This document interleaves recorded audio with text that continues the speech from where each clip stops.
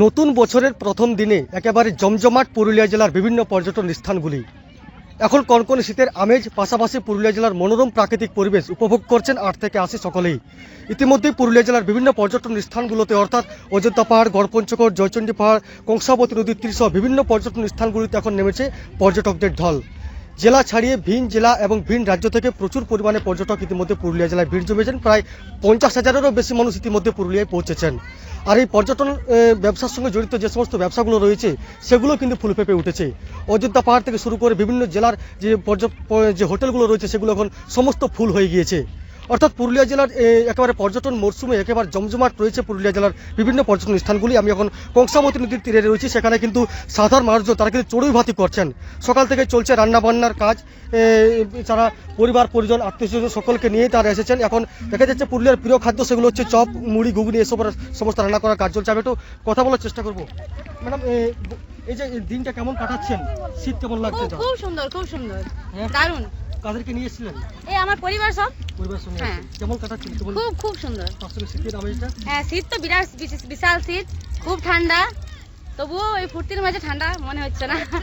অর্থাৎ বলা যেতে পারে শীত লাগলেও কিন্তু এই উৎসব মুখর যে দিনগুলো রয়েছে সেগুলো কিন্তু পুরোপুরি উপভোগ করছেন সকলে। এখন চলছে খাওয়া দাওয়ার আয়োজন, সকলে কিন্তু একেবারে লাইনে দাঁড়িয়ে রয়েছেন। সকাল সকাল পুরুলিয়া জেলার যে প্রিয় খাদ্য সেটা হচ্ছে মুড়ি, চপ, এই সমস্ত খাবার কিন্তু রান্নার আয়োজন চলছে।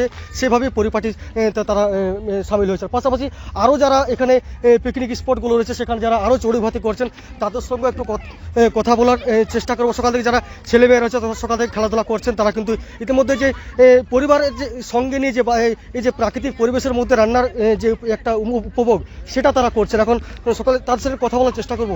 এই যে সকালে একবার শীতের আমেজ, সেই সঙ্গে পরিবারকে নিয়ে এই পিকনিক স্পটে চড়ুই ভাতির আয়োজন করা, সবাই মিলে কেমন কাটাচ্ছেন? হ্যাঁ, ভালোই কাটাচ্ছি। কি কি রান্নার আয়োজন চলছে এখন সকাল সকাল? সকাল সকাল আমাদের এখন আপাতত চপ মুড়ি চলবে, তার সাথে টিফিন আছে, আর এরপর চিকেন কষা এবং মুড়ি। কোথা থেকে এসেছেন আপনারা? আমরা পুরুলিয়া লোকালে।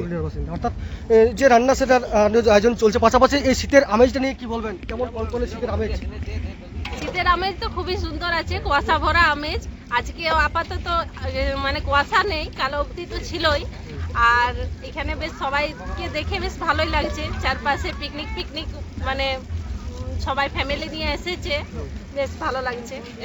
অর্থাৎ বছরের এই দিনগুলো সবাই একটা অপেক্ষায় থাকে, পরিবার, বন্ধু বান্ধব, আত্মীয় সকলকে নিয়ে আনন্দ উৎসব করা, বছরের নতুন দিনটাকে উপভোগ করা, সেটাই এখন তারা করছেন। এখন পুরুলিয়া জেলার বিভিন্ন যে পিকনিক স্পটগুলো রয়েছে সেখানে কিন্তু জায়গা পাওয়া একেবারেই ভার, কারণ তারা পর্যটক থেকে শুরু করে জেলার মানুষ তারা কিন্তু পিকনিক করছেন, আনন্দ উপভোগ করছেন। পুরুলিয়ার থেকে মনোরঞ্জন মিশ্র, জি 24 ঘন্টা। বাংলার আওয়াজ, বাঙালির আবেগ, জি 24 ঘন্টা।